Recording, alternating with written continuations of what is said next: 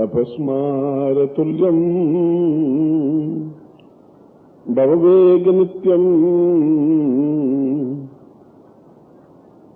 महामोह अन्धम् भवतां वदेवम् ज्ञानम् सदैव सुदिताम् भवनित्यरूपम् श्रुत्वाम् सदैव परिपूर्ण नदैव सिन्धुम्। आज का प्रवचन पतंजलि के योग दर्शन से मैं शुरू कर रहा हूं। पतंजलि एक महान ऋषि हो चुके हैं और उनका योग दर्शन पूरे विश्व में विख्यात है। उन्होंने योग के बारे में जितना और जो कुछ लिखा अभी तक उससे ऊंचे स्तर का ग्रंथ कोई लिख नहीं पाया और विश्व के वैज्ञानिक और ज्ञानवान व्यक्ति भी अभी उनके योग दर्शन को भली प्रकार से समझ नहीं पाए, क्योंकि उन्होंने यह स्पष्ट किया कि योग का मतलब है दो चीजों के मिलन से जो चीज बनती है उसको योग कहते हैं। दो चीज हैं, एक बिंदु बूंद और दूसरा समुद्र। जिस प्रकार से उन्होंने उदाहरण देते हुए श्लोक में समझाया है कि समुद्र विशाल है और संसार को जो देखा जाए तो उसका चौथा हिस्सा केवल आबादी है और 3/4 हिस्सा दुगुना हिस्सा केवल समुद्र है। चौथा हिस्से में ही मनुष्य बसते हैं, चाहे अमेरिका हो, चाहे इंग्लैंड हो, चाहे फ्रांस हो, चाहे भारतवर्ष हो, चाहे और कोई देश हो। तो इस पृथ्वी से भी 3 गुना ज्यादा समुद्र है और उस समुद्र के जो पानी है, उस समुद्र के पानी की एक बूंद और आपके शरीर में जो जल है, जो आंसू हैं, उस जल की एक बूंद की अगर रासायनिक व्याख्या करें तो दोनों में बराबर तत्व हैं। उतना ही फास्फोरस है, उतना ही लवण है, उतना ही सब कुछ बराबर इक्वल है। इन वैसे ही बूंद की रचना उस शरीर में, इसलिए हमारे शरीर को समुद्र कहा गया है और इसीलिए समुद्र को देवता माना गया है। उस बूंद में जितना खारापन है, आंसू में भी उतना ही खारापन है। उसमें जितना फास्फोरस है या लवण है या जो अन्य घटक हैं, अन्य तत्व हैं, ठीक उतने ही आंसुओं में भी घटक हैं। और उस समुद्र में से एक बूंद जब धूप ज्यादा गिरती है, बहुत ज्यादा धूप होती है, तो समुद्र खौलने लग जाता है, गर्म होने लग जाता है और उसमें से भाप निकलने लग जाती है और भाप हमेशा ऊपर की ओर उठती है और ऊंचाई पर उठ करके वह समुद्र में से निकला हुआ पानी भाप बन करके ऊपर उठ करके बादल बन जाते हैं और बादल इधर से उधर डोलते रहते हैं। उनको जहां जिधर हवा धक्का देती है उधर से बह जाते हैं। उन बादलों को कुछ पता नहीं है कि हम कहां डोल रहे हैं, किधर जा रहे हैं, क्योंकि ज्यों ही समुद्र से बिछड़ता है त्यों ही उसका मन इतना डावाडोल हो जाता है कि वो अपने आप में स्थिर नहीं हो पाता। और ये संसार रूपी माँ बाप भाई बहन संबंधी रिश्तेदार मित्र स्वजन उसको जिधर ठेलते हैं वह उधर चले जाते हैं। कोई बनिया बन जाता है, कोई व्यापारी बन जाता है, कोई क्लर्क बन जाता है, कोई नौकरी पेशा बन जाता है। उसको कुछ पता नहीं है कि मेरे जीवन का भवितव्य, मेरे जीवन का लक्ष्य क्या है, मैं कहां से उत्पन्न हुआ हूं। उस बादल को कुछ पता नहीं है और उसका मन भी स्थिर नहीं है, बिल्कुल डावाडोल की तरह भटकता है और पवन उसको बादलों को उड़ाता उड़ाता जब वो बादल किसी पहाड़ से टकरा जाते हैं, किसी हिमालय से टकरा जाते हैं, किसी गुरु से टकरा जाते हैं, तो टकराते ही वे बादल अपने आप में पिघल करके बूंद बन जाते हैं, पानी की धारा बन जाते हैं, पिघलने लग जाते हैं। उनके अंदर का जो घुमड़न है, उनके अंदर की जो बेचैनी है, वो अपने आप में पिघलने लग जाती है और टकरा जाती है उससे। जो टकराते ही एक विस्फोट होता है, एक योग बनता है। पहले बूंद का योग समुद्र से था, दूसरे बूंद का योग हवा से बना, तीसरी बूंद का योग फिर उस पहाड़ से टकराने से बना, और फिर वह बूंद और दूसरी बूंद और तीसरी बूंद और चौथी बूंद मिलकर के एक छोटी सी पतली धारा बनी, जिसको हमने गंगा कहा, नदी कहा। और यदि आप गौमुख के पास जाएं तो बहुत पतली सी धारा, उंगली से भी बहुत पतली धारा गंगा की होती है, जो एक एक बूंद से मिलकर के बनती है। मगर धारा बनने के बाद भी उसको कोई चैन नहीं मिलता, बेचैन सी वो आगे बढ़ती रहती है। आगे और धीरे धीरे बूंदें मिलती हैं, जैसे कोई अलीगढ़ से बूंद आई, कोई लखनऊ से बूंद आई, कोई कहीं से बूंद आई, और बूंदें मिलकर के नदी का एक आकार लिया। मगर उस नदी को भी बड़ी बेचैनी है, बहुत तड़फ है। पहाड़ से टकराती है, इस पत्थर से टकराती है, उस पत्थर से टकराती है, और आगे बहती रहती है। इस नदी को कुछ ज्ञान नहीं है, कुछ दिशा निर्देश भी नहीं है, किधर मुझे जाना है इसका कोई ज्ञान नहीं है। बस वो आगे बहती रहती है और बहती बहती मोटी धारा बन जाती है। हरिद्वार गंगोद्वार के द्वार पास आके, गंगोत्री के पास आकर के मोटी सी धारा नदी का रूप धारण कर लेती है। गंगा उतरी, गंगोत्री, वहीं से गंगोत्री से मैदान की ओर गंगा बढ़ती है। पर तब तक उसमें बहुत वेग आ जाता है, उतना जोश आ जाता है, ताकत आता है, क्षमता आ जाती है, बेचैनी बढ़ जाती है, तड़फ बढ़ जाती है। इतनी तड़फ बढ़ जाती है कि उस नदी में खड़े होना बड़ा मुश्किल हो जाता है। फिर वो सामने कोई दूसरा व्यक्ति आके खड़ा होता है तो वो खुद ही आदमी हट जाता है, क्योंकि वो उसको बाहर ले जाएगी, वो उसकी परवाह नहीं करेगी। फिर नदी इस बात की चिंता नहीं करती कि मेरे बीच में आके कौन खड़ा हुआ है।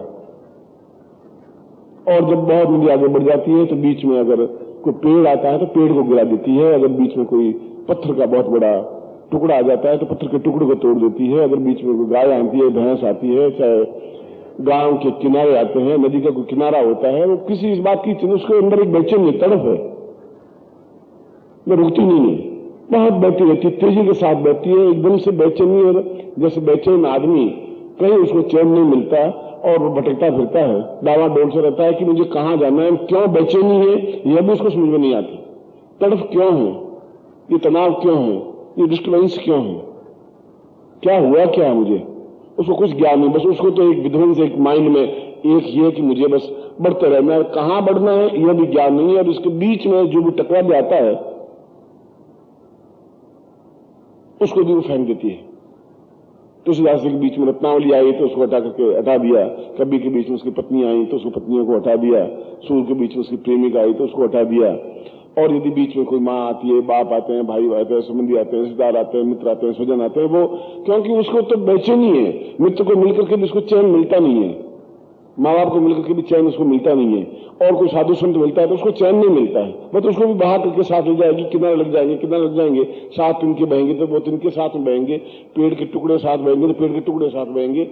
वो इस बात को परवाह नहीं करती कि मेरे साथ बह रहे हैं कि नहीं बह रहे। और ये तड़प इतनी बढ़ जाती है कि वो बांध को भी तोड़ देती है, किनारों को भी तोड़ देती है, और बहती बहती बहुत तेजी के साथ हैराती हुई, भयंकर रूप धारण करती हुई, प्रचंड वेग के साथ में समुद्र में जाकर के मिल जाती है। फिर एक योग होता है वापिस, और जो इस समुद्र में जाकर मिलती है तो ये बहुत शांत हो जाती है, अपना अस्तित्व मिटा देती है। समुद्र मिलने के बाद उसके मन में कोई उद्वेग नहीं होता, एक शांति से मिल जाती है। फिर उसका नाम भी बदल जाता है, उस गंगा को भी हम समुद्र कहने लग जाते हैं, क्योंकि उस समुद्र में और गंगा में फिर डिफरेंस हम नहीं कर पाते। जहां से वो उठी बूंद, वो बूंद इतनी घूमती हुई, चक्कर लगाती हुई वापस जब समुद्र में आकर मिली, तब उसको एक शांति मिली, तब उसको एक चैन मिला, तब उसको एक संतोष मिला। फिर उसकी हराट, तब उसका वेग, उसका प्रचंडता, उसकी दुर्दर्शता, तोड़ने फोड़ने की क्षमता, वो सब कुछ समाप्त हो जाती है और अपने आप में पूर्ण रूप से विलीन हो जाती है। पतंजलि कहते हैं यही हालत शिष्य की है। बूंद की तरह एक शिष्य है, एक समुद्र से उठा, एक बूंद की तरह, और उसके बाद में जहां उसको ठेला गया वो ठेलता गया, जहां पहाड़ से फिर टकराया तो उसके अंदर का जो अहंकार था, उसके अंदर का जो उद्वेग था, उसके अंदर की जो बेचैनी थी, उसके अंदर जो कुछ भी था, पाप, झूठ, छल, कपट, गर्जना करते हैं, बहुत जोर जोर से हल्ला करते हैं बादल की, हम बहुत कुछ हैं, हम हैं और हम दुनिया हमारे भरोसे है, वो सब कुछ शांत हो जाता है किसी गुरु से टकराने पर। और उसके बाद में वह नदी का रूप धारण करती हुई बहती रहती है, फिर उसकी बेचैनी शांत नहीं होती। उस शिष्य की मन में एक, जैसा कल मैंने बताया कि उसके मन में एक द्वंद्व, एक जिज्ञासा बराबर बनी रहती है कि मैं ठीक बह रही हूं कि नहीं बह रही हूं, क्या हो रहा है क्या नहीं हो रहा है, ये रास्ता सही है भी कि नहीं, रास्ता मुझे कहां ले जाएगा। मगर क्योंकि एक बार उसका योग, उस टकराहट गुरु से हो चुकी है, तो उसको रास्ता भी गुरु अपने आप सही मार्ग पर गतिशील करता ही रहेगा। और जब शिष्य उस जिज्ञासु से आगे बढ़ के, साधक और साधक से आगे बढ़ के जब शिष्यत्व धारण कर लेता है, तो उसके सारे तनाव, सारी बेचैनी समाप्त हो जाने की क्रिया हो जाती है। और जब पूर्ण रूप से विलीन हो जाता है गुरु में, ईश्वर में, अगर भक्त है तो भगवान में, यदि शिष्य है तो गुरु में, जब पूर्ण रूप से अपने आप को समर्पित कर देता है, तब उसको एक शांति मिल जाती है, बिल्कुल एक मन में संतोष मिल जाता है। फिर उसमें काम या क्रोध या लोभ या मोह या अहंकार या किसी के प्रति आसक्ति, सब कुछ समाप्त हो जाती है। एक कर्तव्य रह जाता है, ये मेरा पति है, पति के प्रति मेरे कर्तव्य है, ये मेरा परिवार है, एक बात अलग है। मगर वह भी समुद्र में जाने के बाद नदी की कोई आसक्ति भी नहीं रहती, उसको तो केवल एक ही ध्यान रहता है, एको ही रूपम एको ही नामम एको ही ज्ञानम एको ही चिंतन। और ऐसी बहुत कम नदियां हैं, और आपको मालूम हो तो 1.5 लाख नदियां हैं पूरे भारतवर्ष में, और 1.5 लाख नदियों में से केवल 300 नदियां समुद्र में मिलती है। 1.5 लाख में से केवल 300 नदियां, बाकी नदियां या तो बीच में सूख जाती हैं, या किसी गंदे नाले में मिल जाती हैं, या एक नदी दूसरी नदी में जाकर के मिल जाती हैं, समुद्र तक नहीं पहुंच पाती। कहां 1.5 लाख, कहां 300, कितना बड़ा देश है। तो सैकड़ों शिष्य मिलते हैं, टकराते हैं और फिर विलीन हो जाते हैं, डूब जाते हैं, क्योंकि उसके अंदर आसक्ति समाप्त नहीं होती, उनके अंदर का काम समाप्त नहीं होता, उनके अंदर का लोभ समाप्त नहीं होता, उनके अंदर का मोह समाप्त नहीं होता।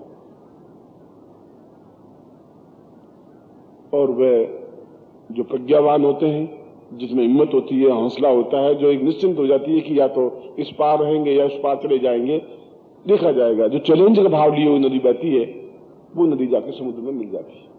और समुद्रो देवताम गया, वो नदी, जिस नदी में गंदे नाले मिले हुए होते हैं, हरिद्वार में जाए तो 400 नाले, गंदे नाले मिले हुए हैं, वही नदी जब कानपुर में जाती है, लखनऊ के पास जाती है, तो हरिद्वार के पास जाती है, तो उसमें और भी गंदे नाले मिलते हैं। बनारस के पास जाती है तो जितने शहर का गंदगी है वो सब उसमें मिलती है। फिर भी सबको लेकर के उस गंदगी को, उस न्यूनता को लेकर के भी नदी बहती ही रहती है, और समुद्र अपनी दोनों बाहें फैलाए खड़ा रहता है, और नदी उसमें मिलकर के विलीन हो जाती है। तो गंदा नाला फिर गंदा नाला नहीं कहलाता, वह भी अपने आप में समुद्र कहलाने लग जाता है। वो नदी अपने आप में फिर नदी नहीं कहलाती, वह भी अपने आप में समुद्र कहलाने लग जाती है। पर इतना वेग, उतनी प्रचंडता, उसमें जोश, उतनी लगन, इतनी अटूट आस्था और बहने की प्रवृत्ति यदि उसमें है तो समुद्र में जाकर मिलेगी, अन्यथा नदियां मार्ग में सूख जाएंगी, और सूख करके वापस व्यापारी बन जाएगी, वापस 4 से बच्चे पैदा कर देगी, वापस कुछ छोटे मोटे काम कर देगी, वापस लोभ में आसक्ति हो जाएगी, चोर हो जाएंगे, बलात्कार करने लगेंगे, तरह तरह की वो नदियां अपने आप में विलीन हो जाएंगी। बहुत कम नदियां ऐसी होती हैं जो अटूट आस्था लिए समुद्र तक पहुंचती हैं। पतंजलि कहते हैं कि ऐसे कम सौभाग्यशाली शिष्य होते हैं जो पूर्ण रूप से गुरु में विलीन हो जाते हैं, योग बन जाता है। बहुत कम होते हैं, होठों से कहने से विलीनीकरण नहीं होता। जब अंदर का अहंकार, अंदर का मोह, अंदर का क्रोध, अंदर का लोभ, ये सब कुछ गलेंगे तो विलीन होंगे। दूध में दूध का विलीन होगा। मगर निरंतर बैठते रहने से ऐसा संभव हो सकता है। आप बनिए भी बन सकते हैं, व्यापारी बन सकते हैं, आप नौकरी पेशा बन सकते हैं, पैंट पहन के बाबू भी बन सकते हैं, क्लर्क भी बन सकते हैं, आप कुछ ही बन सकते हैं। पर कुल मिलाकर के ध्येय तो यही है कि आप जाके रोटियां कमाएंगे, रोटी खाएंगे और 4 से बच्चे पैदा करेंगे और मर जाएंगे। इसके अलावा तो आप कुछ कर ही नहीं सकते उस रास्ते पर। इसके अलावा कुछ नहीं है। आप अपने पिता को, मां को, भाई को, बहन को, संबंधी को, परिवार को, रिश्तेदारों को देख लीजिए और वे सब आपको नेग्लेक्ट करेंगे, मना करेंगे कि तुम कहां उलझे हुए हो, इसमें क्या है, तुम कमाओगे तो तुम 1,00,000 2 लाख के मालिक बन जाओ, तुम्हारे 4 से बच्चे हो जाएंगे, परिवार बच जाएगा, तुम क्या मूर्खता कर रहे हो। क्योंकि वो जैसे हैं वैसा ही ज्ञान दे पाएंगे। एक नाला गंगा नदी के बारे में नहीं बोल सकता, नाला नाले के बारे में ही बोलेगा। एक गंदी नाली का जो कीड़ा होगा वो अपने राम राम का उच्चारण नहीं कर सकता। यहां तक कि भाई आप एक्सपेरिमेंट कर लें, नाली में अगर आप देखें कीचड़ होगा तो बहुत छोटे छोटे सफेद सफेद कीड़े बहुत उसमें होते हैं और जिंदा है, चलते रहते हैं। उनमें से एक कीड़े को तिनके के ऊपर उठाइए, उठा के एक पानी की बूंद उसमें डालिए, गंगा जल की बूंद, वो साफ करिए तो भी वो चलने लगेगा थोड़ा। और आप उसको गुलाब के फूल पर रख दीजिए, मर जाएगा वो। किस चमेली के फूल में रख दीजिए, मर जाएगा। थोड़ी देर बाहर रखिए, मर जाएगा। क्योंकि नाली का कीड़ा नाली में ही खुश रहेगा, जिंदा वहीं रहेगा, वो गुलाब के फूलों का आनंद नहीं ले पाएगा, वो सुगंधित वस्तुओं का आनंद नहीं ले पाएगा, पूजा स्थान में नहीं बैठ पाएगा। बैठेगा तो 1-2 मिनट के बाद मर जाएगा। और नाली में वो कम से कम 4 महीने, 6 महीने, 8 महीने, साल भर जिंदा रह जाएगा। तो जो आपके आसपास का वातावरण है, यदि वे उस रूप में कीड़े हैं तो वो दूसरों को भी कहेंगे तुम भी यहां नाली में रहो, बहुत आनंद है, गुलाब के फूलों में फायदा भी क्या है, वहां तो मर जाएंगे हम, वहां कोई लाभ नहीं है, यहां बहुत लाभ है, कितना अच्छा कीचड़ है, कितना सुंदर कीचड़ है, बहने में कितना आनंद आ रहा है, यहां के जैसी तो कोई चीज ही नहीं है, इसमें कितनी सुगंध बदबू है। मगर नाली का कीड़ा आखिर नाली का कीड़ा ही कहलाएगा, वैश्य आखिर वैश्या ही कहलाएगी, चाहे लखपति करोड़पति भी बने, चाहे हमसे ज्यादा सुंदर हो, मैं उंगली उठा के उसको रंडी ही कहेंगे, पतिव्रता स्त्री नहीं कहला सकती। नाली के कीड़े को हम एक सुगंधित व्यक्तित्व नहीं कह सकेंगे। मगर क्योंकि वो वैसे हैं तो वो समान धर्मी अपने समान धर्मी को वैसा ही ज्ञान देंगे, वैसी ही चेतना देंगे। इसलिए वे कोई नदियां बीच में सूख जाएंगी, हट जाती हैं, उनके पाप कर्म बीच में आड़े आ जाते हैं, परिस्थितियां आड़े आ जाती हैं, परिवार के लोग आड़े आ जाते हैं, समाज के लोग आड़े आ जाते हैं, और वे सब वही बात कहेंगे जो उनको ज्ञान है।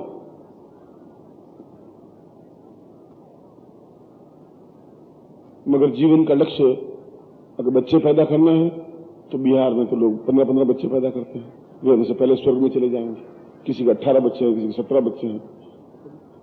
धर्मी कमाना है तो बिरला जी मतलब रात को नींद ट्रैंकुला की 4-4 गोलियां लेकर नहीं सोते थे, तड़फते नहीं रहते, बेचैन होकर के एकदम से दुखी होकर नहीं मरते थे। और धन से जाकर के कुछ आनंद खरीदा नहीं जा सकता। बाजार से जाके आप रुपए ले जाइए 10,000 और आज बाजार में खरीद के आइए कि मुझे प्रसन्नता चाहिए, उसमें मूर्ख रुपयों से प्रसन्नता थोड़ी मिलती है। उनका थोड़ा चाहिए, एक तोले भर भी दे दीजिए, मुझे प्रसन्नता दीजिए, आनंद दीजिए, थोड़ा खरीदिए। आनंद 10,000 रुपयों से आपको मिल नहीं सकता, सुख नहीं मिल सकता, प्रसन्नता नहीं मिल सकती, नींद नहीं मिल सकती, भूख नहीं मिल सकती। यदि आप चाहें कि बिल्कुल एकदम मन में पूर्ण शांति मिले तो 5 लाख रुपए खर्चे करने पर भी बाजार में शांति जैसी कोई चीज मिल नहीं सकती, आनंद जैसी चीज उपलब्ध नहीं हो सकती। और यदि वो नहीं है तो फिर जीवन का अस्तित्व वह है तो आप फिर उसमें खुश हैं। वह तो आपके आसपास में हजारों लाखों लोग हैं ऐसा जो छल और झूठ और कपट और व्यभिचार और बलात्कार और गुंडागिरी से पैसे इकट्ठा करते हैं, धन एकत्र करते हैं, मगर उस धन से कुछ होता नहीं है। क्योंकि वो बेचैनी तो वैसी वैसी रहेगी जैसे बादल में थी, जैसे नदी में थी। उस बेचैनी में नहीं मिटा सकता, हरदम बेचैन रहेगा, तनाव में रहेगा, टेंस में रहेगा, हरदम उसके चेहरे पर एक आनंद की उपलब्धि नहीं प्राप्त होगी, एक मस्ती अनुभव नहीं हो पाएगी। मस्ती तब मिल पाएगी जब समुद्र में एकदम से विलीन होता हुआ वह बूंद समुद्र में विलीन होगी। जब सिकंदर लूट मार करता हुआ हिंदुस्तान में आया तो उसने यहां के लोगों को पूछा कि भारतवर्ष की मैंने हीरे लूटे हैं और एक 100 हाथियों पर उन बोरों में हीरे लदे हैं, मोती लदे हैं, माणिक्य लदे हैं। मगर यहाँ की विशेष चीज क्या है? भारतवर्ष की स्पेशलिटी क्या है? उनका स्पेशलिटी अगर देखना चाहें तो कोई साधु को मिलिए जो सही अर्थों में साधु हो। सेनापति के सैनिकों का दौड़, और जो भी साधु सन्यासी, अच्छा जिसको सन्यासी कहते हैं, आप मुझे बताइए। अगर ऐसी ऊंची चीज है, उसको भी ले जाना चाहता हूं, गुजनी, तो इतने हीरे जवाहर ले जा रहा हूं तो उसको भी ले जाऊंगा, वो फिर यहां हिंदुस्तान में क्यों छोड़ूंगा? उन्होंने आसपास ढूंढा तो एक जंगल में साधु बिल्कुल एक लंगोटी लगाए हुए कुछ पड़ा था, आकाश के ताकता हुआ, नीचे रेत बिछी हुई है, कुछ पास में कोई कमंडल भी नहीं है, मस्ती के साथ में। उसने कहा महाराज एक साधु मिले हैं और उच्च कोटि सन्यासी हैं, लोग बड़ी तारीफ करते हैं। तो उसने कहा जाओ ले आओ। उसने कहा महाराज वो ऐसे आते नहीं है, आप जबरदस्ती कहें खींच खांच करके लाएं, वो खींच खांच के लाने से कुछ होगा नहीं, वो हीरे जवाहर मोती ये नहीं है, पत्थर के टुकड़े नहीं है। आप अगर खुद जाएं तो शायद वो आ जाए, नहीं आए तो कम से कम उनके दर्शन तो हो जाए। सिकंदर से भी महान कोई चीज है क्या? मैं तो दुनिया को विजय करके आया हूं, चलो हम खुद चलते हैं। वो अपनी रानियों को लेकर के हीरे मोतियों का थाल भर करके और उस साधु के पास एक लंगोट लगाए हुए मस्ती के साथ में पड़ा। सिकंदर ने आश्चर्य के साथ देखा कि मैं अरबपति करोड़पति हूं और मेरे चेहरे पर झुर्रियां हैं, केवल 45 साल की उम्र में। ये साधु 65 साल का है, 70 साल का है, मैं चेहरे पर झुर्री नहीं है, चेहरे पर एक ओज, एक प्रकाश है, एक विद्युत है, ऐसा एक आंखों से आंखें नहीं मिला पा रहा हूं। ये क्या खाता है ऐसा? ऐसी क्या चीज है? वो कौन सी टॉनिक है? वो कौन सी औषधि है जिसकी वजह से इसका चेहरा एकदम लाल सुर्ख और एकदम से आंखों में विद्युत कण चमक रहे हैं? क्या चीज है? उसने पास में भारतीय राजा था, उससे पूछा कि खाते क्या है? उनका मां क्या खाते हैं? जो कुछ मिल जाता है खा लेते हैं, आटे मिल जाए आटे फाक लेते, नहीं खाते तो घास खा लेते। कमाल है, मतलब ऐसा कोई स्पेशलिटी टॉनिक है एकदम से, मतलब इसका जरा मेरा चेहरा ऐसा क्यों नहीं हो सकता? उसने उनका महाराज आप गजनी चलिए, मैं हाथी पे बिठा करके आपको लेके चलूंगा। मैं सिकंदर हूं, महान 2-3 ही हुए हैं भारतवर्ष में, मैं भी महान हूं, सिकंदर महान कहलाता हूं। सैकड़ों राजा पैदा हुए पर महान नहीं कहलाए। उसने 5 से ठोकर मारी, दूर हट गया थोड़ा, बीच में सूर्य की रोशनी आ रही, मुझे आराम से रोशनी लेने दे। तुम्हारे जैसे 50 आए 50 चले गए, और तुम क्या मुझे ले जाए? और ये कंकर पत्थर क्या लाया थालियों में? तो चबा के देख, अभी मर जाएगा 2 सेकंड में। 1-2 चबा के देख तो ले पहले। और सिकंदर उनके चरणों में झुक गया, और झुकते ही उनको एहसास हुआ कि वास्तव में असीम आनंद इस जगह पर। ये जो कुछ मैंने किया है वह सब अपने आप में छल और झूठ में किया। जहां बेचैनी बेचैनी है, चेहरे पर झुर्रियां हैं, आंखों में एकदम से निराशा है, मृत्यु मेरे सामने भयंकर नृत्य कर रही है, किसी क्षण में मर जाऊंगा, मगर इतनी मस्ती का आलम मुझे नहीं मिल पाया, शायद मिल भी नहीं पाएगा। और उस साधु ने कहा तुम यहां से निकल जाओ, मैं तुम्हारे जैसे नाले के कीड़े को नहीं देखना चाहता हूं। इस समय तक तो मैं प्रकृति को और थोड़ा निहार लेता, थोड़ा और आनंद खरीद लेता, आनंद ले लेता। सिकंदर भी उस आनंद को खरीद नहीं पाया। वो चेहरे का जो ओज है, जो प्रकाश है, जो बिंब है, वो हीरे जवाहरातों से और बेटों से और बेटियों से और घर के बैंक में जो नोट पड़े उनसे नहीं मिल सकता। और वह नहीं है तो सिकंदर जैसा भी झुक जाता है उस लंगोटधारी के सामने। अगर मुकुट, सोने का मुकुट चरणों में झुक जाता है एक लंगोटी वाले के सामने, तो ये तो स्पष्ट हो गया, इतिहास इस बात की तो गवाह दे रहा है कि लंगोटधारी अपने आप में उस राज मुकुट से ज्यादा मूल्यवान है, क्योंकि वह अपने आप में पूर्ण रूप से एक समुद्रवत बना हुआ था। ऐसे चरणों में बैठने का सौभाग्य तो कभी कभी मिलता है, जब तक हमारे पूर्व जन्म के कुछ पुण्य बचे हों, उदय हों तो, अन्यथा तो पूरा जीवन भटकता रहता है। एक ही छत के नीचे पति पत्नी रहते हैं, लड़ते रहते हैं, चलते रहते हैं, बच्चे पैदा होते रहते हैं, और भारतवर्ष में चलता रहता है। लड़ भी रहे हैं, झगड़ा भी कर रहे हैं, बोल भी नहीं रहे हैं, और बच्चे पैदा भी होते जा रहे हैं। ऐसी महान विशेषता इस भारतवर्ष में है। मगर जो पिछले जीवन के पाप हैं वो कई रूपों में आके खड़े होते हैं। पति के रूप में भी आके खड़े होते हैं पाप। ये पाप खुद तो कोई आकृति है नहीं उसकी, पति के रूप में, बेटे के रूप में, बेटी के रूप में, पिता के रूप में, भाई के रूप में, पड़ोसियों के रूप में, कई रूप में पाप आके खड़े होते हैं और वह पाप उस व्यक्ति चाहे भी तो उस व्यक्ति को समुद्र में नहीं मिलने देती। और जब ऐसा मिले तो समझ लेना चाहिए पूर्व जन्म के पाप हैं जो ये आकार बदल करके मेरे घर में आके खड़ा हुआ है।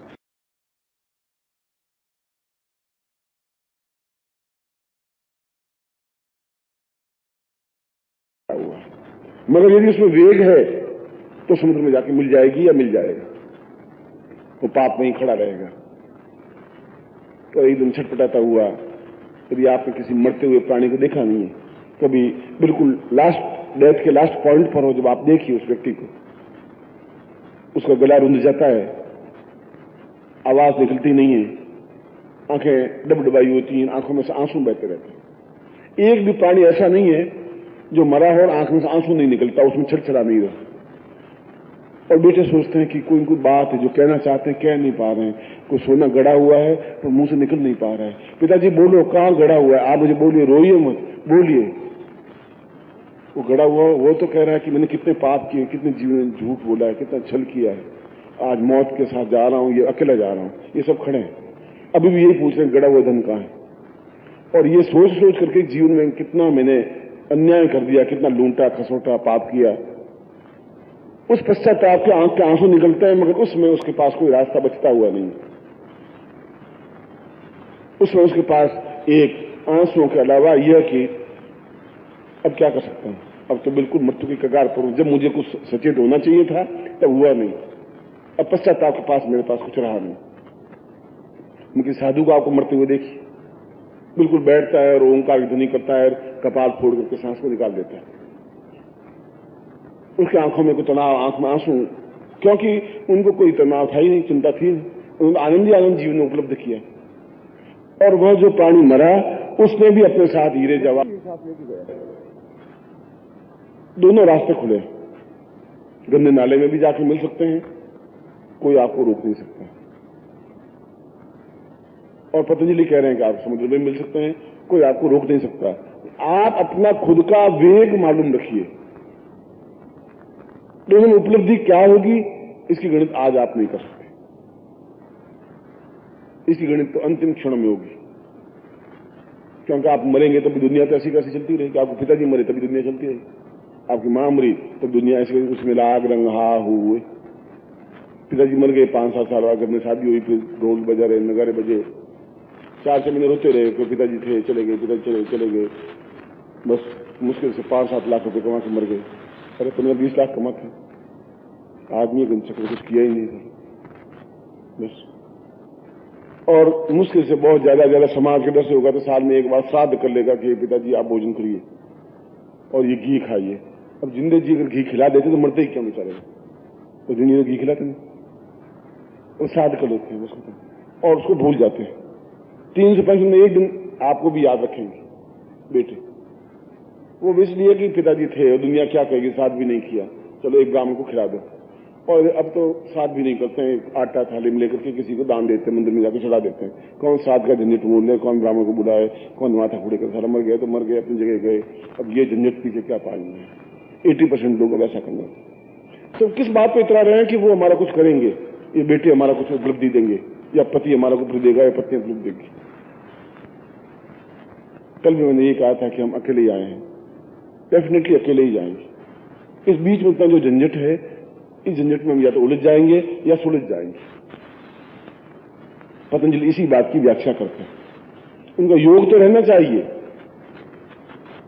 और योग आप किसके साथ करते हैं, वेश्या के साथ करते हैं या पतिव्रता के साथ करते हैं, गुरु के साथ करते हैं या गंदी नाली के साथ करते हैं, पाप के साथ करते हैं या पुण्य के साथ करते हैं, इतना विवेक आप में होना चाहिए। और यह विवेक 5 वस्तुओं से उपलब्ध होगा। कैसे विवेक को उत्पन्न करें, कैसे सोचें, क्योंकि आप एक और आपको उस रास्ते पर धकेलने वाले 500 गुरु एक तरफ खींच रहा है, 499 व्यक्ति उस तरफ धकेल रहे हैं आपको। अब गुरु अकेला कितना खींचेगा। जब आप उधर मुंह करके धकेले ही जाएंगे तो गुरु कुछ समय के बाद छोड़ देगा, अच्छा भैया तुम ठीक हो, तुम गंदी नाली वापस गिर जाओ, क्यों गुलाब के फूल में बैठे। और वहां जाकर वापस खुश हो जाता है, वापस तैरने लग जाता है। वो देखता है बस ये सब मेरे भाई बहन से वापस मिल गए, बहुत सही। आनंद, क्योंकि उसी में आनंद समझता है।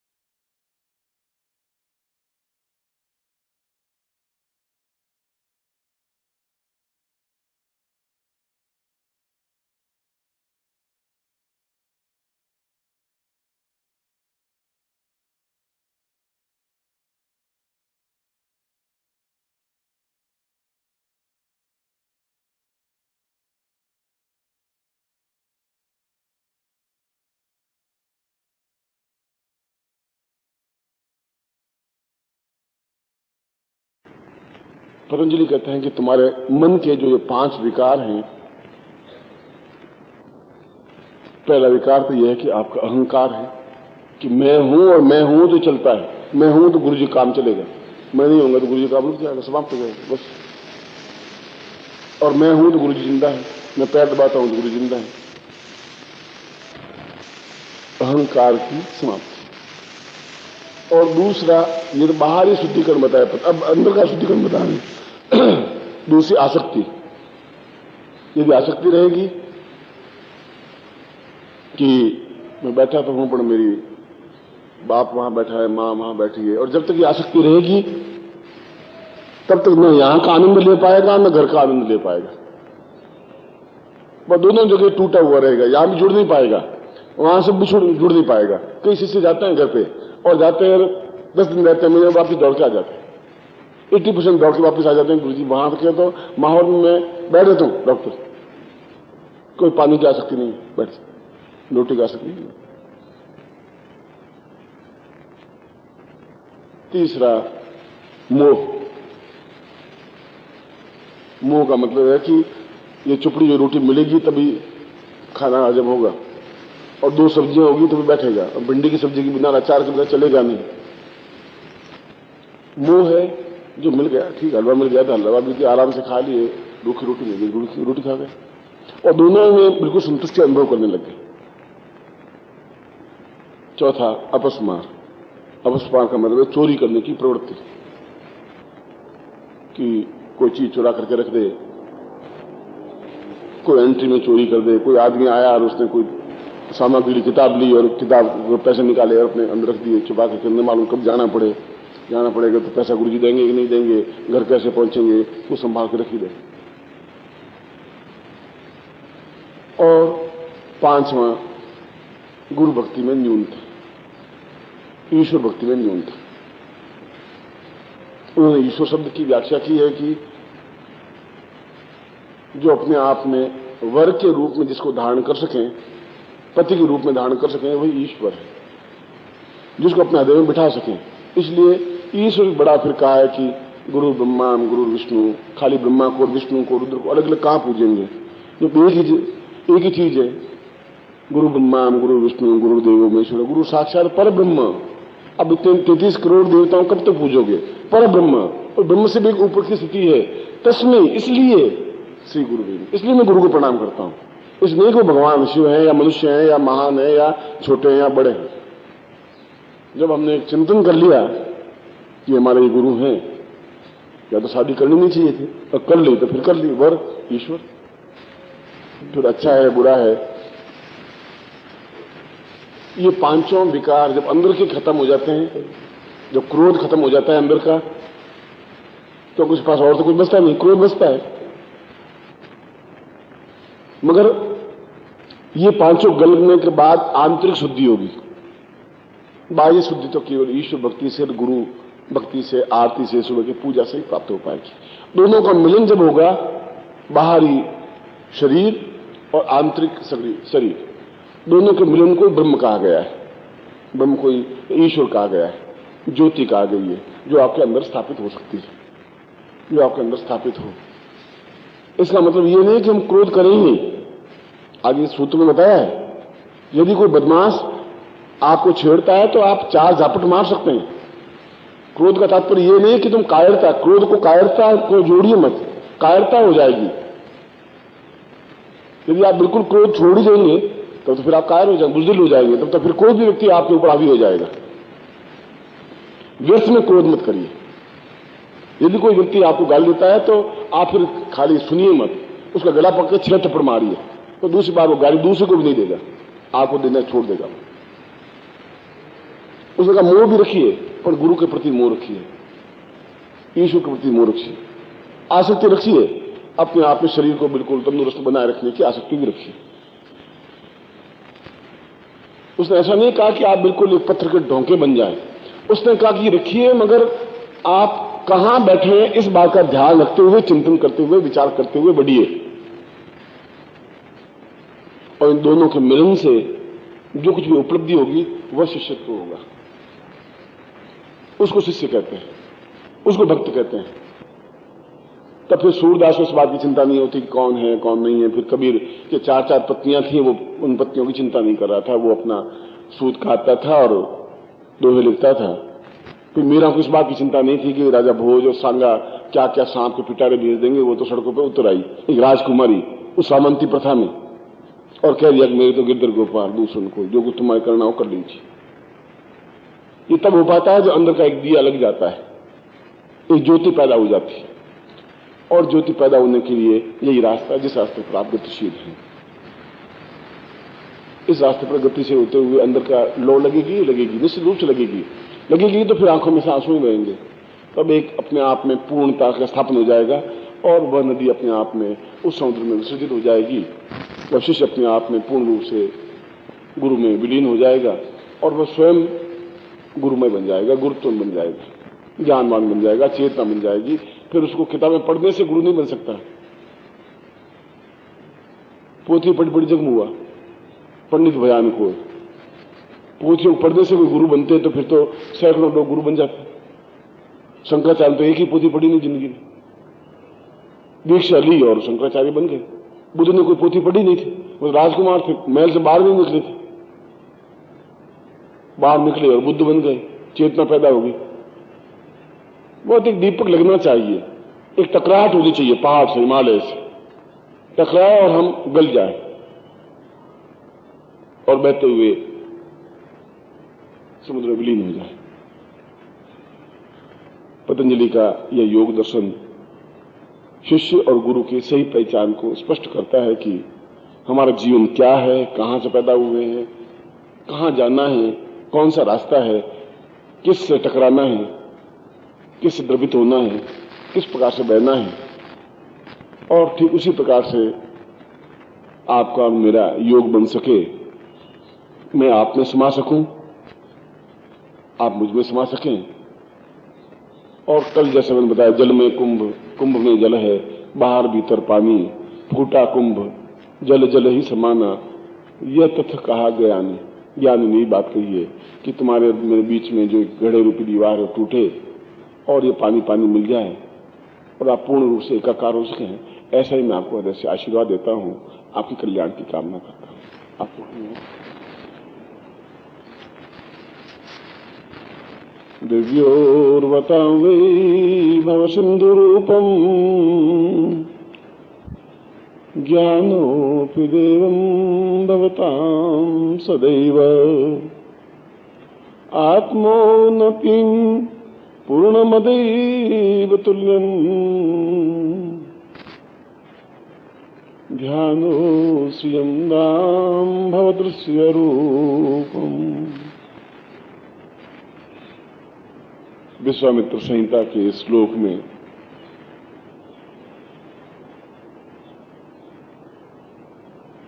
गुरु और शिष्य या सामान्य मनुष्य और गुरु के बारे में समझाया है। श्लोक तो काफी हैं।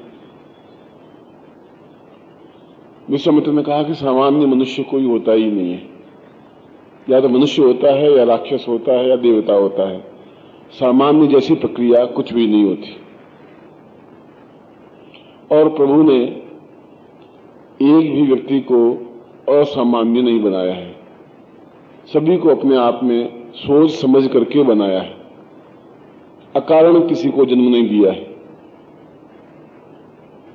यह अलग बात है कि हम जीवन का रास्ता ढूंढ नहीं पाए हों, और जब तक जीवन का रास्ता मिलता नहीं है तब तक हम अलग अलग पगडंडियों पर भटकते रहते हैं। यदि मेरे पिता कपड़े का व्यापार करते तो मुझे कपड़े की दुकान पर बिठा देते, और आज तक भी मैं उस कपड़े की दुकान पर कपड़ा फाड़ता रहता और ग्राहकों को देता रहता, मगर वो मेरी पगडंडी थी ही नहीं। और यदि मुझे जीवन में गुरु उस पगडंडी पर नहीं मिलते तो मैं कपड़े का व्यापारी ही बना रहता, चाहे छोटा होता है, चाहे बड़ा होता है, चाहे दिल्ली में करता है या जोधपुर में करता है। मगर जब इसी प्रकार प्रत्येक व्यक्ति जो नौकरी करता है, जो कुछ कार्य करता है, वह अपने जीवन को एक पगडंडी पर गतिशील करता है। उसको मालूम नहीं कि यह पगडंडी मेरी है या रास्ता मेरा जीवन का कौन सा है, प्रभु ने मुझे किस लिए चयन किया है, क्या निर्माण का हेतु है। यदि मेरे जीवन का निर्माण का हेतु गुरुत्व था तो मैंने सही मार्ग चुना, या सही मार्ग प्रभु ने मुझे दिया। मैं अध्यापक भी था, यदि मैं अध्यापक ही करता तो मैं अभी तक अध्यापक रहता, हेड ऑफ द डिपार्टमेंट बन जाता, वाइस चांसलर बन जाता। मगर वह मेरे जीवन का लक्ष्य, वह मेरे जीवन का आनंद का हेतु नहीं था। इसलिए आपके जीवन का भी कोई उद्देश्य है, कोई लक्ष्य है। क्या है ये आपको भान तब हो पाएगा जब आपको गुरु प्राप्त हो। तो प्रश्न उठता है कि क्या गुरु प्राप्त नहीं हुए? मैं कह रहा हूं कि आपको गुरु प्राप्त नहीं हुए।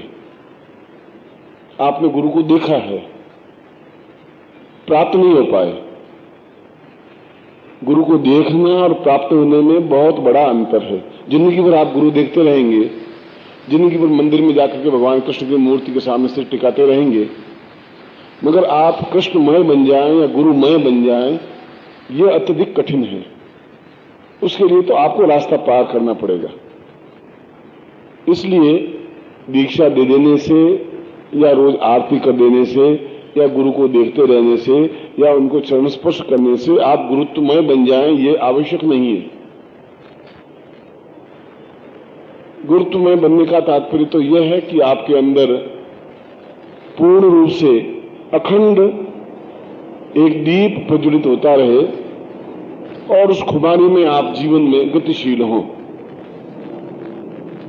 और एक व्यक्ति के जीवन में केवल एक ही संबंध होता है, 10 संबंध नहीं हो सकते। एक ही पति होता है या एक ही पत्नी होती है या एक ही गुरु होता है। मेरे कहने का तात्पर्य यह नहीं है कि और कोई गुरु है ही नहीं। मुझसे भी बहुत उच्च कोटि के योगी, महात्मा, सन्यासी, सिद्ध गुरु हैं, मगर जब एक को हम वर्ण कर लेते हैं तो बाकी सारे संबंध गौण हो जाते हैं। जब गुरुत्व में बनने का तात्पर्य विश्वामित्र ने यह कहा है कि गुरु को जब हमने हृदय में धारण कर लिया तो हृदय में जो दूसरी वृत्तियां हैं, चाहे पत्नी की वृत्ति है, चाहे पति की वृत्ति है कि मेरे एक पति हैं या मेरी एक पत्नी है या मेरा एक पुत्र है या मेरा एक संबंधी है या मेरा एक रिश्तेदार है या मेरा एक धन है या मेरा एक व्यापार है, वे सब वृत्तियां हटेंगी तो उस जगह गुरु स्थापन हो पाएंगे। 1 फुट की चौकी पर 10-15 लोग नहीं बैठ सकते। 1 फुट की चौकी पर तो एक ही व्यक्ति बैठ सकता है।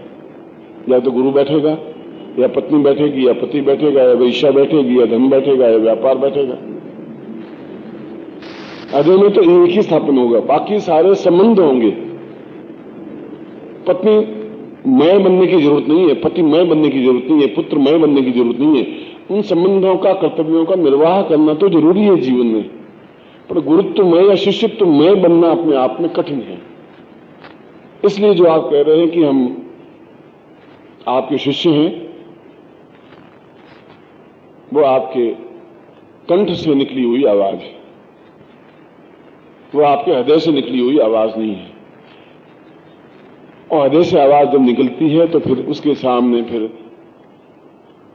और कोई संबंध अपने आप में कर्तव्य से बंधे हुए तो होते हैं, और होने भी चाहिए, क्यों सांसारिक परंपराओं का पालन करना हमारे लिए धर्म है, उचित है, कर्तव्य है। मगर हृदय में तो केवल एक ही दीपक लग सकता है, या एक ही केवल ज्योति जल सकती है, एक ही चिंतन हो सकता है, या एक ही व्यक्ति की स्थापना हो सकती है। तुलसी के हृदय में राम बैठे तो राम ही बैठे, फिर उनके जीवन में कृष्ण या बुद्ध या महावीर या चैतन्य और कुछ आए नहीं। वे वृंदावन गए भी तुलसी और भगवान कृष्ण के दर्शन किए तो उन्होंने साफ कहा कि यह मेरा मन रुचता नहीं है। जब आप धनुष बाण हाथ में ले लें तो मेरा मन अपने आप में रुच जाएगा। और कहते हैं कि उस भगवान की, कृष्ण की मूर्ति ने, कृष्ण ने उनको उसी रूप में दर्शन दिए जिस रूप में तुलसी चाहते थे। और तो एक ही स्थापन हुआ, स्थापन तो एक ही हो सकता है। और ऊपर की जो वृत्तियां हैं, वे वृत्तियां तो अपने आप में इस संसार में निर्वाह करने के लिए आवश्यक हैं। हमें संबंध भी रखने पड़ेंगे, समाज में भी जाना पड़ेगा, आना भी पड़ेगा, लोगों से मिलना भी पड़ेगा, अनिच्छा से मुस्कुराना भी पड़ेगा, अनिच्छा से बात भी करनी पड़ेगी। मगर अंदर केवल अनवरत जाप जो होता है वह अपने आप में गुरुमय होता है। यदि आप गुरुत्वमय हैं। मजनू को केवल लैला ही लैला दिखाई दे रही थी, न उनको घर बार संबंधी रिश्तेदार को दिखाई नहीं दे रहे थे। उसके हृदय में केवल एक ही बात थी। एक बार कृष्ण ने उद्धव का ज्ञान, क्योंकि बड़ा ज्ञानवान था और वो सुनता था मैं बहुत बड़ा ज्ञानवान हूं, कृष्ण को कई तरह से उपदेश देता रहता था कि देखो ऐसा नहीं है, ये उचित नहीं है। और कृष्ण चुपचाप शांत भाव से सुनते रहते थे, जैसे एक निष्प्रह व्यक्ति सुनता है। बहुत विद्वान आदमी जितना ही ज्यादा विद्वान होगा वह उतना ही शिशुवत होगा, वो सुनता रहता है कि, और वैसे सुनाने वाला सोचता है कि मैं बहुत ज्ञानवान हूं, मैं बहुत समझदार हूं, मैं बहुत बड़ा विद्वान हूं, और ये कन्विंस हो रहा है और समझ रहा है कि अगर इसी में इसको सुख है तो इसके सुख को वृद्धि करनी चाहिए, इसकी बात सुनते रहना चाहिए। कृष्ण निष्क्रिय भाव से सुनते रहते थे। कृष्ण ने कहा कि उद्धव, तुम एक मेरा काम करो, मैं मथुरा में हूं और मैं वृंदावन में गोपियों को छोड़ के आया हूं, तुम जाकर के ये ज्ञान उनको समझा दो तो शायद ठीक रहे।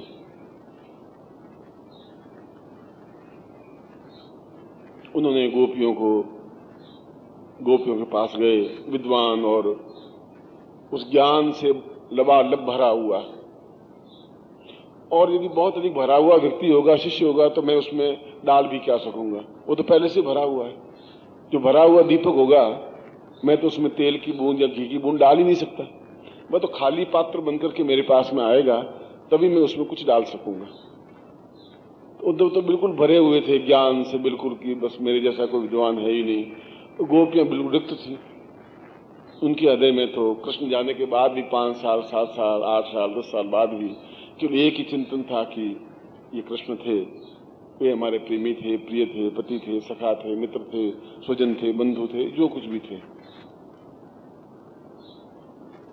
उद्धव ने कहा कि तुम मनुष्य से प्रेम करती हो, तुम्हारी मूर्खता है, इससे कोई फायदा नहीं है।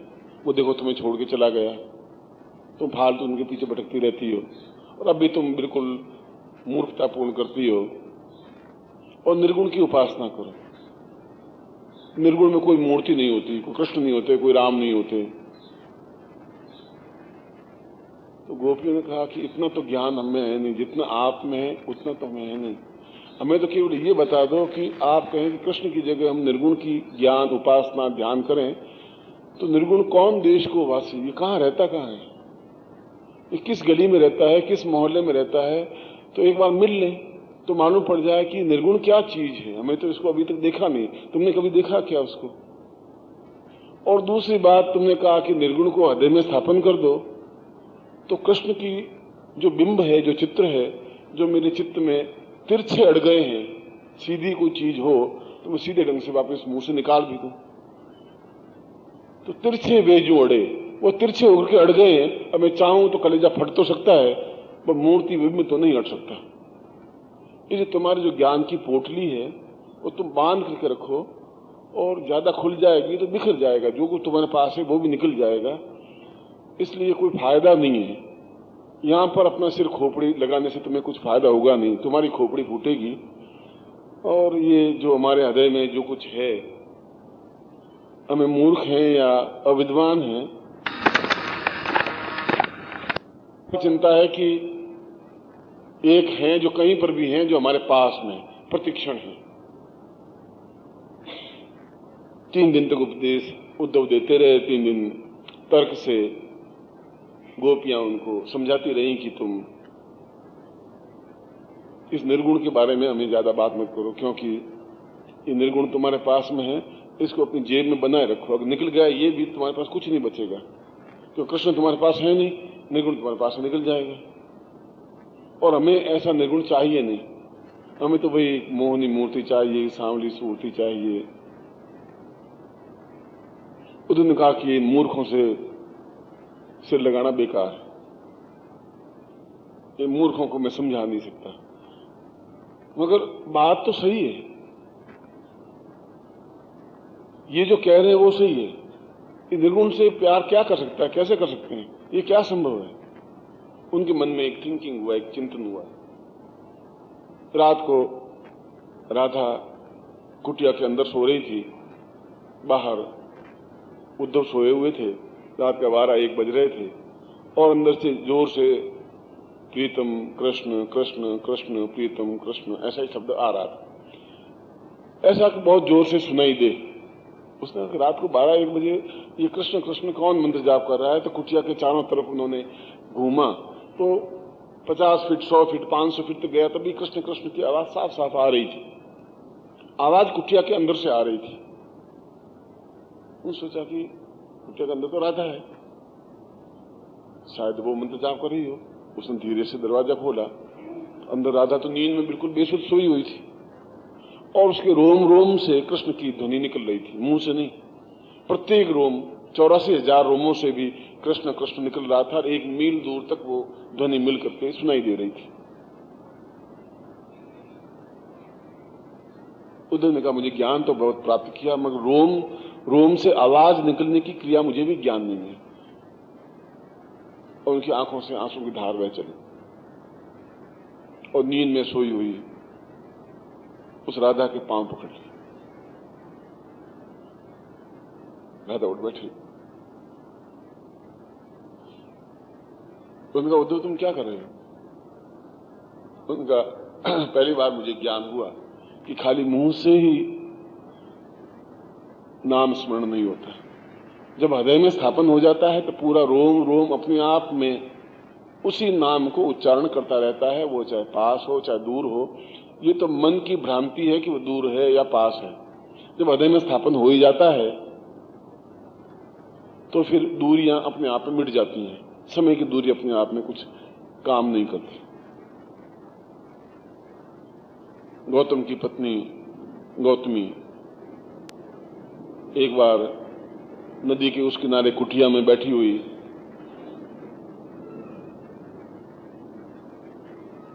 भोजन बना रही थी, और उनके घर में मुट्ठी भर एक आटा था, सिर्फ इतना ही बचा था। और उसने कहा कि मुट्ठी भर आटे से एक रोटी बना दूंगी, आधी मैं खा लूंगी, आधी पति को खिला दूंगी। तभी दुर्वासा अपने 10,000 शिष्यों को लेकर के आ पहुंचे। दुर्वासा तो क्रोध के अग्निपुंज थे, ज्वाला थे, बस क्रोध ही उनको करना आता था। उन्होंने कहा गौतमी अभी हम सब तुम्हारे यहाँ भोजन करेंगे 1 घंटे के अंदर अंदर, और 10,000 शिष्यों के साथ तुम भोजन का प्रबंध करो, हम यहीं बैठे। वो भी थोड़े से चाहिए, अब मैं मुट्ठी भर तो आटा, अब इन 10,000 शिष्यों को और गौतम को, इस दुर्वासा को भोजन कैसे करवाऊंगी, और इतनी जल्दी व्यवस्था भी तो कैसे होगी, और नहीं करवाऊंगा तो साफ दे देंगे, इतने 2 क्षण लगेंगे, जो मेरा पुण्य है वो भी समाप्त कर देंगे। और कोई आसरा था नहीं। उन्होंने कृष्ण को याद किया कि अब इस संकट से केवल कृष्ण मुझे बचा सकते हैं। उन्होंने कृष्ण को मन ही मन स्मरण किया, आवाज दी कि अब तो 1 घंटे भर में भोजन करवाना है और मेरे पास तो कोई चारा है नहीं। नदी के उस पार कृष्ण खड़े थे और नदी के इस पार वह झोंपड़ी थी, बीच में उफनती हुई नदी थी। इतनी उफनती हुई नदी बरसात की कि हाथी भी पार नहीं कर सके, आदमी तो पार करना असंभव ही नहीं था। और कृष्ण के साथ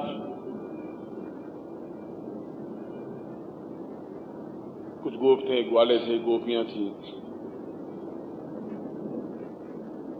और वे विहार कर रहे थे, रमण कर रहे थे, बातें कर रहे थे गोपियों से।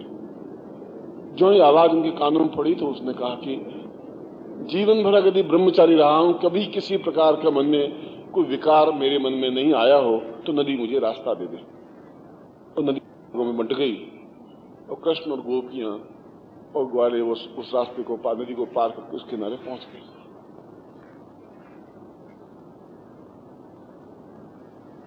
दुर्वासा ने देखा कि कृष्ण और बिल्कुल ब्रह्मचारी, ये 2 शब्द एक साथ घटित। कृष्ण जैसे तो रसिया था ही नहीं कोई, वो 24 घंटे गोपियों से घिरा हुआ ही था। ये ब्रह्मचारी, और मगर नदी ने रास्ता दिया है तो वरुण देवता है, वह तो असत्य बोल नहीं सकते। कोई रास्ता दिया है तो बात सत्य है। तो जाके गोपी से मिले, तुम कहा कि आपने लाज रख दी, मुझे तो इन दुर्वासा को भोजन करवाना है 10,000 शिष्यों के साथ, तुम चिंता मत करो और भोजन की व्यवस्था हो जाएगी। दुर्वासा को हाथ जोड़ के कहा कि आप बैठिए और भोजन तैयार है, और भोजन शुरू करिए।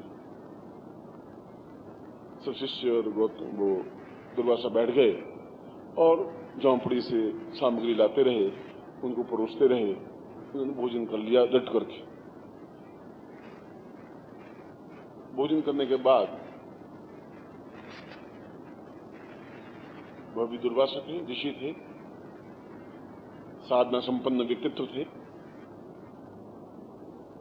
उन्होंने कृष्ण के मुंह से नदी को कही हुई बात सुन रखी थी और डट करके भोजन करने के बाद डकार ली और शिष्यों कहा चलो नदी को पार करते हैं। शिष्यों ने कहा क्या बात है, नदी को मरना है क्या? आज से ज्यादा शिष्य तो डूब जाएंगे, आप भी डूबते उतराते हुए चलेंगे, ये सूखी हड्डियां रहेंगी नहीं। उसने कहा अगर मैंने पूरे जीवन में अन्न का एक भी कण नहीं लिया हो तो नदी मुझे रास्ता देना। तो नदी 2 भागों में बंट गई और सब शिष्य उस नदी को पार कर लिए। शिष्य ने कहा कमाल, हमारे सामने खाना खाया, और रात दिन खाना खाते हैं, हमसे तो ज्यादा खाना खाते हैं, 5 शिष्य मिलते हैं उससे ज्यादा खाना खाते हैं। आज कह रहे हैं कि जीवन में कोई अन्न का कण लिया हो। ये दोनों ही भाव देह के भाव है। चाहे प्रेम करें तो ये देह का भाव है, आत्म भाव तो राधा का है। इसलिए दूर से लोगों को ऐसा लगता है कि वो प्रेम कर रहे हैं, ये गोपिकाओं से या गोपियों से या स्त्रियों से या लड़कियों से या महिलाओं से बातचीत कर रहे हैं। वह तो उनका देहगत भाव है, उनके विकार हैं, उनके विकार हैं, वो विकार ही उनके सामने बोलते हैं। और जो केवल प्रभु को स्मरण करके ही अन्न को ग्रहण करता है, वह तो अन्न देह के लिए है, आत्मा के लिए तो अन्न की जो प्राणमय कोश में चला जाता है देहमय कोश से, तो प्राणमय कोश में अन्न की आवश्यकता होती है, ना आसक्ति होती है। आसक्ति दिखती है उनको जो आसक्तिवान है। सिगरेट पीने वाले को प्रत्येक व्यक्ति सिगरेट पीने वाला ही नजर आएगा, कि पीता जरूर है, साला यहाँ हमारे सामने ही नाटक कर रहा है, पीता, गुरु जी पीते हैं, अंदर पीते होंगे, इसमें को दो रहे हैं, वो सारा दुनिया चोर दिखाई देती है। और वासना युक्त व्यक्तित्व को सामने वाले व्यक्ति भी पूरा वासना युक्त ही दिखाई देता है। जब हम उसके अंदर उतर करके उस जगह पहुंचे जहां अपने गुरुत्व को स्थापन कर सकें, तो फिर हमारे मुंह से गुरु मंत्र अपने आप में न्यून हो जाएगा, पूरे शरीर का रोम रोम अपने आप में गुरु स्मरण करने लग जाएगा। और जब ऐसी स्थिति बनती है तब हम गुरुत्वमय बन सकते हैं, कृष्णमय बन सकते हैं, राममय बन सकते हैं, ब्रह्ममय बन सकते हैं। और ऐसी स्थिति बार बार गुरु के स्पर्श से, संसर्ग से, संपर्क से, उनके चरणों में बैठने से, उनके ज्ञान से, जब ज्ञान चक्षु जागृत होते हैं तो ज्ञान चक्षु के बाद में अपने आप आत्मचक्षु जागृत हो जाते हैं। ज्ञान प्राप्त होगा तो आत्मचक्षु जागृत होंगे, और जब आत्मचक्षु जागृत होंगे तो सब फिर ये नाटक दिखाई देगा कि जब अंदर वो भावना जागृत हो जाएगी फिर तो अलग नहीं रह सकते। कल मैंने मछली का उदाहरण दिया था, वो शिष्य भी क्या है जो अलग रह सके, वो भक्त भी क्या है जो भगवान के बिना खाना खा सके। ऐसी स्थिति जीवन में आती है तब उसको अनासक्त भाव कहते हैं। तब हम संसार में रहते हुए भी नहीं है, नहीं होते हुए भी सब कुछ है, परिवार में रहते हुए भी कुछ नहीं है और नहीं रहते हुए भी सब कुछ है, और हम जीवन का आनंद ले पाते हैं। यहीं पर आनंद प्राप्त होता है, इसी को आनंद कहते हैं। ऐसा ही आनंद